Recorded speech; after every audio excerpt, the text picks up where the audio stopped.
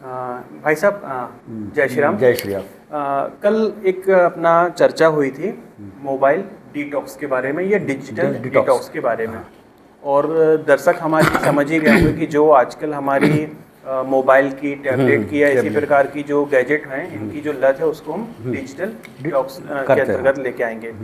लेकिन आज के परिवेश में क्या इसका कोई विकल्प है भी? क्योंकि हम जब देखते हैं कि दैनिक जीवन में बच्चे जो हैं वो स्कूल से जब फ्री हो रहे हैं या मोबाइल पे ही लग जाते हैं, और कहीं ना कहीं वो अपने माँ बाप को भी करते हुए देखते हैं। हम माँ बाप उनको, बच्चों को उतना समय देते नहीं हैं, खुद भी मोबाइल में लगे रहेंगे, वही हमारा बच्चा भी देख रहा है और फिर वो भी मोबाइल के लिए लग जाता है।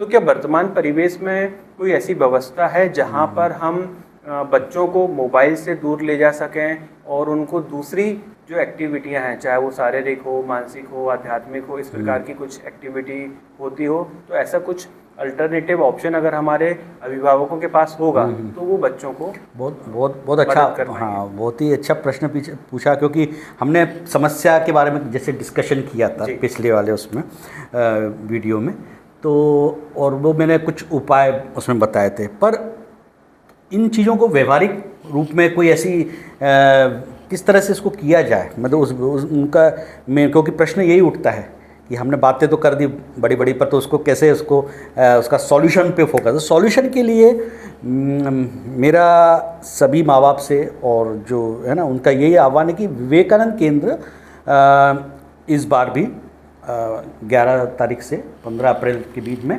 संस्कार वर्ग एक शिविर आयोजित कर रहा है। इस संस्कार वर्ग के माध्यम से बच्चों में जो हमने बात करी थी, जिस इशू को हमने एड्रेस किया था, जिस प्रॉब्लम को, वहाँ पर उसका समाधान किया जाता है। बच्चे को पहले दिन से ही उसके अंदर मोबाइल से कैसे दूरी बनाना, कैसे अपने अंदर सेल्फ डिसिप्लिन करना, उस पर फोकस किया जाता है, जिससे कि जो एडिक्शन हो रहा है बच्चों में वो एडिक्शन ना हो, और बच्चा जो पढ़ाई से डिस्ट्रैक्ट होता है, क्योंकि ये मोबाइल एडिक्शन ऐसा है कि उससे क्या बच्चे का कंसंट्रेशन वीक हो रहा है, और वो कंसंट्रेशन वीक होने के कारण उसके पढ़ाई पे भी उसका नेगेटिव असर होता है ना, और वो उतनी अपनी क्षमता का पूरा उपयोग नहीं करता। तो वहाँ पर उसकी चीज़ों को, स्किल को, बौद्धिक क्षमता को, शारीरिक क्षमता को, भावनात्मक क्षमता को और एक आध्यात्मिक पक्ष को भी मजबूत करने की कोशिश की जाती है। तो जैसा कि आपने बताया कि 11 अप्रैल से 15 अप्रैल 2026 के बीच में ये संस्कार शिविर जो हैं वो विवेकानंद केंद्र के माध्यम से लगाए जा रहे हैं। तो क्या समस्त भारत में यही डेट है या ये जबलपुर? ये जबलपुर शाखा की, जबलपुर हाँ, शाखा की है। विवेकानंद केंद्र वैसे नेशनल लेवल की संस्था है, और इसका मोटो ही है मैन मेकिंग नेशन बिल्डिंग, है ना, मनुष्य निर्माण से राष्ट्र पुनरुत्थान। और ये अलग अलग समय पे अलग अलग जगह पे, हर डिस्ट्रिक्ट में ऐसा नहीं है कि ऑल ओवर इंडिया एक जैसा हो रहा है, ऐसा नहीं है। ये जबलपुर के लिए ये डेट निर्धारित की गई, जबलपुर में। तो और भी जगह लेकिन ये आयोजित होता रहता है, हर जगह होता है। तो दर्शकों को हम ये बोल सकते हैं कि वो जिस भी शहर में रह रहे हैं तो अपने आसपास विवेकानंद केंद्र से संपर्क करके, ताकि आपको संस्कार वर्ग की जो तिथि और स्थान है वो पता लग सके कि कहाँ पर ये हो रहा है। तो जबलपुर में ये जो हो रहा है ये कहाँ पर हो रहा है? जबलपुर में अभी संभावित तिथि तो नहीं, वो तिथि तो निर्धारित हो गई है, जगह का निर्धारित, पर हाँ, रजिस्ट्रेशन लिंक के माध्यम से वो रजिस्ट्रेशन कर सकते हैं। एक बार रजिस्ट्रेशन कर दिया तो उनको उनके मोबाइल पे, व्हाट्सएप पे उनको इन्फॉर्मेशन आएगी डे टू डे। अभी तो समय है काफ़ी, और रजिस्ट्रेशन के लिए भी बहुत ही नॉमिनल शुल्क रखा गया है ना, जिससे कि हमारे लिए एक सुविधा रहती है कि कंफर्मेशन आ जाए कि कितने लोग आने वाले हैं उसका। तो दर्शकों, अगर आपका भी बच्चा संस्कार शिविर में शामिल होना चाहता है तो हम वीडियो के डिस्क्रिप्शन में एक फॉर्म की लिंक दे रहे हैं, वो फॉर्म आप वहाँ पर भर सकते हैं। फॉर्म के माध्यम से हमको आपकी जानकारी भी लग जाएगी, साथ ही हमको संभावित कितने बच्चे इस शिविर के लिए इंटरेस्टेड हैं, हमको उनके रहने, खाने, भोजन की व्यवस्था करने की ये जानकारी मिलेगी, इसलिए ये रजिस्ट्रेशन यहाँ पर आवश्यक है। बाकी शिविर में हमारे जब बच्चे आएंगे, 5 दिन रहेंगे, तो टोटल क्या उनका वहाँ पर रहना, खाना, पूरा व्यवस्थाएं सब कुछ वहीं पर होगा? हाँ, टोटली फ्री रहेगा। और मैं कुछ उसके बारे में गतिविधि, बिल्कुल, हाँ, तो हाँ, गतिविधि में एक्चुअल में गतिविधि आप समझिए, जैसे हम बोलते हैं हमारे सनातन परंपरा में ब्रह्म मुहूर्त में उठना चाहिए जी। तो सबसे पहले शुरुआत ही वहाँ से होती है कि शिविरार्थी को ब्रह्म मुहूर्त में उठना पड़ता है 5 साढ़े 5 के बजे, है ना। उसके बाद प्रातः स्मरण, जैसे हम लोग ईश्वर की आराधना से करते हैं, ऐसे ही हम प्रातः स्मरण करते हैं जिसमें ईश्वर की आराधना करते हैं। इस यहाँ से अपना शिविर का कोई भी मतलब शिविर की शुरुआत होती है ना। उसके बाद योग, आसन, प्राणायाम ये सब गतिविधि होती हैं। फिर श्रम संस्कार भी होता है। श्रम संस्कार में उसको सिखाया जाता है कि कैसे पर्यावरण, समाज के प्रति वो छोटी छोटी गतिविधि करके वो समाज के प्रति उसमें अंदर दायित्व बोध का भाव जगाया जाता है। फिर इन सब से शुरुआत होने के बाद, स्नान आदि से निवृत्त होने के बाद फिर अलग अलग सेशन स्टार्ट होते हैं, है ना। सेशंस में आपके बौद्धिक सत्र होते हैं। बौद्धिक सत्र में कोई भी एक्सपर्ट उस फील्ड का, उस विषय का आके वहाँ पर उनको व्याख्यान, है ना, या उस वर्कशॉप जैसे समझ लीजिए, तो वो उनको वो होता है वहाँ पे। उससे क्या होता है, बौद्धिक क्षमताओं का विकास किया जाता है। अलग इस तरह से सत्र होते हैं। और शारीरिक शस्त्र मैंने जैसा बताया कि आसन प्राणायाम वो तो होते ही हैं, सूर्य नमस्कार वगैरह। इसके बाद फिर दिन में आपका, फिर उसके बाद भोजन का भी रहता है, समय पर भोजन। फिर शाम के टाइम फिर खेल कूद की गतिविधि। खेल कूद भी इस तरह के रहते हैं जिसका उद्देश्य होता है कि शारीरिक श्रम को नहीं, शारीरिक श्रम के साथ साथ आपका वो क्या बोलते हैं, टीम स्पिरिट डेवलप करना, मतलब कि टीम में कैसे रह के हम काम कर सकते हैं, है ना। एक वो भाव वहाँ पे जागृत किया जाता है। फिर उसमें भी खेल भी कई तरह के होते हैं। शारीरिक, जैसे आपने बताया, शारीरिक खेल भी होते हैं और कुछ ऐसे बौद्धिक खेल भी होते हैं, है ना। तो उन बौद्धिक खेलों के माध्यम से उसके अंदर और कुछ कहानियों के माध्यम से किसी प्रेरणादायक, किसी महापुरुष की कहानियाँ सुना के उसके अंदर वो भावना, देश प्रेम की भावना या उस समाज के प्रति वो दायित्व बोध की भावना। जैसे मैंने पहले ही शुरू में ही बताया कि हमारा उद्देश्य ही है मनुष्य निर्माण से राष्ट्र पुनरुत्थान। तो मनुष्य को ऐसे डेवलप करना है और उसका मूल ओवरऑल हम बात करें, उसका पूरा फोकस है कि कैरेक्टर बिल्डिंग, आपकी पर्सनैलिटी डेवलपमेंट पे फोकस है।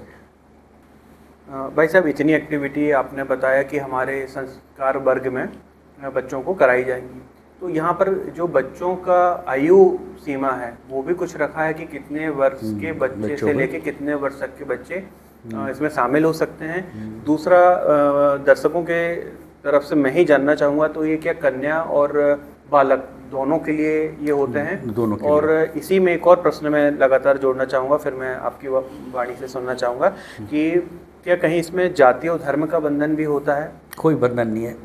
ये विवेकानंद केंद्र में बिना किसी बंधन के कोई भी जाति धर्म से जुड़ सकता है ना। और क्योंकि हमारा उद्देश्य ही है राष्ट्र पुनरुत्थान और राष्ट्र के प्रति भावना, देशभक्ति की भावना, वो वाली भावना उस पर डेवलप करना। तो ऐसा कुछ नहीं है उसमें। और आयु सीमा जो है, आयु सीमा 11 से 15 वर्ष तक की रखी गई है उसमें। और बालक बालिका दोनों आ सकते हैं या केवल बालक लोगों के लिए ये सिर्फ रखा हुआ है? हाँ, इसमें बालक बालिकाएं दोनों आ सकते हैं और बालिकाओं के लिए सेपरेट व्यवस्था रहती है। बालिकाओं के लिए वहाँ पे जो देख रेख हमारे यहाँ की जो कार्यकर्ता हैं, जो दीदियाँ हैं, वो जो सीनियर वो देखती हैं। और ऐसे ही बॉयज़ के लिए भी रहते हैं भाई लोग, तो हमारे दीदी और भाई का ये बोलना रहता है, तो वो और उनके लिए सेपरेट व्यवस्था रहती है। भाई साहब, इस प्रकार के जो शिविर का आयोजन है, इसको आप अपनी दृष्टि में कितना सार्थक मानते हैं? जब इस प्रकार के आयोजन हो रहे हैं तो समाज में इससे क्या निकल के आएगा? देखिए, आजकल की जो शिक्षण व्यवस्था है, आप देख रहे हैं, चाहे ये ओवरऑल अगर हम स्कूल की बात करें अपनी, मैकॉले एजुकेशन सिस्टम पे है जी। तो वहाँ पर किताबी ज्ञान दिया जा रहा है, किताबी, और उसको रट्टू तोता बनाया जा रहा है। पर आप देख रहे हैं कि नंबर अच्छे ले आता है, सब ले आता है, पर कहीं ना कहीं जो उसकी पर्सनैलिटी है ना, पर्सनैलिटी डेवलपमेंट नहीं होता। वो बहुत जल्दी हताश हो जाता है, बहुत जल्दी तनाव में आ जाता है, और वो हर चीज़ को मतलब बहुत उसको वो समझता है कि बोझ समझता है। विवेकानंद केंद्र की जो ये शिविर की हम जो बात कर रहे हैं संस्कार वर्ग में, यहाँ पर यही चीज़ों पे फोकस किया जाता है कि उसकी बौद्धिक क्षमता को बढ़ाने के साथ साथ उसके एकाग्रित चित्त की जो क्षमता है उसको भी बढ़ाया जाता है। और जो जीवन के जितने भी हर्डल्स है वो कैसे वो हैंडल कर सकता है उसको बिना प्रेशर में आए, ये गुण उसको सिखाए जाते हैं, है ना। परीक्षा दे जैसे हंसते हंसते बच्चों का ये वहाँ पे इसको सिखाया जाता है कि परीक्षा को भी वो फन विद लर्न ऐसे जिसको अपन बोलते हैं। तो ये चीज़ें जो हैं आप देखते हैं कि वहाँ पे फॉर्मल एजुकेशन के अलावा जो एक्स्ट्रा करिकुलर एक्टिविटीज़ हैं वो सब होती हैं। शारीरिक, जैसे मैंने बताया था कि योग भी होता है, खेल कूद गतिविधि भी होती है। खेल कूद का भी उद्देश्य ये है कि उसके अंदर शारीरिक बल डेवलप हो, उसके अंदर टीम स्पिरिट की भावना डेवलप हो और आध्यात्मिक रूप से भी वो सुदृढ़ हो, आध्यात्मिक उसके अंदर जागे, तो जिससे कि वो एक अच्छा निखर के एक उसकी पर्सनैलिटी डेवलप। और चरित्र निर्माण जो आप देख रहे हैं, चरित्र का हनन बहुत हो रहा है। हम एजुकेशन दे रहे हैं पर चरित्रवान हमारे ना युवा बन रहे हैं ना युवतियाँ बन रही हैं। वो चरित्रवान युवा या युवतियाँ या बच्चे वो निर्माण करने का कार्य ये संस्कार वर्ग कर रहा है। तो इस पे हमारा फोकस है, तो ये बहुत जरूरी है। मुझे एक बात और अच्छी लगी, क्योंकि इसमें जाति बंधन नहीं है, सभी आय वर्ग के लोग भी आएंगे, तो कहीं ना कहीं ये सामाजिक सौहार्द भी बढ़ाएगा। बिल्कुल, क्योंकि इसमें एक सामान्य मध्यम वर्गीय बच्चा भी जा सकता है, एक गरीब तबके का बच्चा भी जा सकता है और शायद एक उच्च वर्ग का बच्चा गरीब भी जा सकता है, बहुत अच्छी बस्ती का भी बच्चा जा सकता है ना। और वो भी आ सकते हैं, वहाँ पे कोई भेद नहीं है, गरीब अमीर कोई नहीं है ना। बिल्कुल निचले तबके से भी कोई आ जाए। और वहाँ पे जब रहते हैं तो आपको आश्चर्य होगा कि वहाँ पे ऐसा कुछ मालूम ही नहीं पड़ता कौन अमीर कोई गरीब। एक सामाजिक जो सौहार्द की बात करें ना, वो सब बराबर हो जाते हैं। वहाँ पे आके सब बराबर, उनके अंदर ये भावना ही ख़त्म हो जाती है। ऊंच नीच वाला कोई सिस्टम नहीं वहाँ पे। वो सबके लिए एक ही ट्रीटमेंट, एक ही भोजन, एक ही सब, एक ही व्यवस्था सोने की, एक ही है। तो क्योंकि भाई साहब जब इस प्रकार के शिविर अपन आयोजित करते हैं और हम कोई इसमें शुल्क भी एक प्रकार से नहीं ले रहे हैं, भोजन पानी की व्यवस्था, रहने की व्यवस्था ले रहे हैं, तो इसमें बच्चों को जब वो 4 दिन 5 दिन के लिए आएंगे तो नित्य कर्म के लिए उनको जो आवश्यकताएं होती हैं तो कुछ उनको अपने साथ घर से लेके आना है, ताकि उनका अगर वो आने के बाद उनको वापस ये ना लगे कि हम परिवार से घर से ये चीज़ नहीं लेके आ पाए हैं। तो ऐसा कुछ अगर कुछ वस्तुओं की सूची हो जो नित्य कर्म में उनके काम आए। हाँ, वैसे इसकी जानकारी जब वो रजिस्ट्रेशन करेंगे वो गूगल फॉर्म में पूरा रजिस्ट्रेशन फॉर्म में दी हुई है। और मोटा मोटा उनको छोटी छोटी चीज़ें जैसे कि दिनचर्या की चीज़ें हैं, जैसे कंघी है ना, टूथब्रश है ना, आपको ओढ़ने के लिए चादर है, ये सब चीज़ें जो सामान्य चीज़ें दिनचर्या की, वो अगर अपने साथ ले आएँ, बर्तन कटोरी वगैरह भी, तो बहुत अच्छा रहेगा, है ना। और इसका पूरी डिटेल आपको जब फॉर्म भरेंगे तो उसमें मिल जाएगा।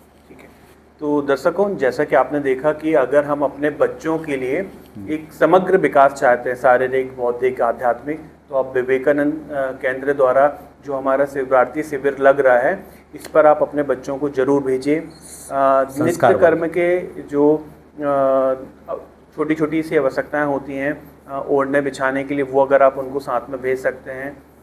साबुन वगैरह अगर आप उचित लगे, क्योंकि सबका एक अलग अपना उपयोग करने का तरीका भी होता है, वो आप वहाँ पर भेज सकते हैं।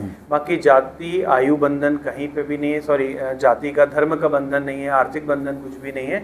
और एक अलग ही बच्चे को आप पाएंगे जब 4 दिन 5 दिन आपका बच्चा हमारे साथ शिविर में रहेगा। अलग अलग बच्चों के साथ वो खेलेगा कूदेगा, आध्यात्मिक रुचि के काम वहाँ पर वो करेगा। तो जब आप देखेंगे कि 5वें दिन आपको जब आपका बच्चा वापस मिलेगा तो वो एक अलग ही स्तर पर होगा, उसमें एक अलग ही व्यक्तित्व का निखार आप वहाँ पर देखेंगे। तो इसी संदेश के साथ हम चाहेंगे। जी भाई साहब, इसी में एक चीज़ जोड़ना चाहता हूँ, जैसे आपने बताया ना कि अलग ही दिखेगा।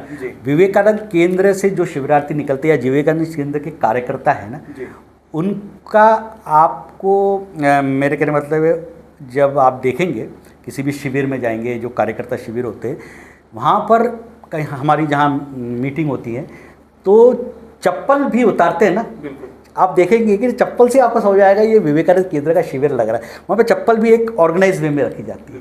और हाँ, विवेकानंद केंद्र का जो व्यक्ति होगा या शिवरार्थी होगा, जब वो या कार्यकर्ता, वो कभी खाना छोड़ेगा नहीं प्लेट में, है ना। छोटी छोटी लाइट जो बंद करना, छोटी छोटी जो चीज़ें जो है ना, जिनको हम नज़र वो तक सिखाई जाती है। और वहाँ उसके बाद उसको ये भी उसको बोला जाता है कि ऐसा नहीं कि आपने सीख लिया, उसको 21 दिन उसकी करना है, मतलब 21 दिन का ऐसा रखा है कि अगर आप 21 दिन कोई चीज़ करते हैं तो वो आपके हैबिट में आया, आपका वो चरित्र। तो माँ बाप से भी ये मेरा आग्रह रहेगा कि वहाँ से निकलने के बाद उनको उसमें थोड़ा सहयोग करें, प्रोत्साहित करें कि वो अपनी एक्टिविटी जो उनको जो है तो उसको मेंटेन रखें।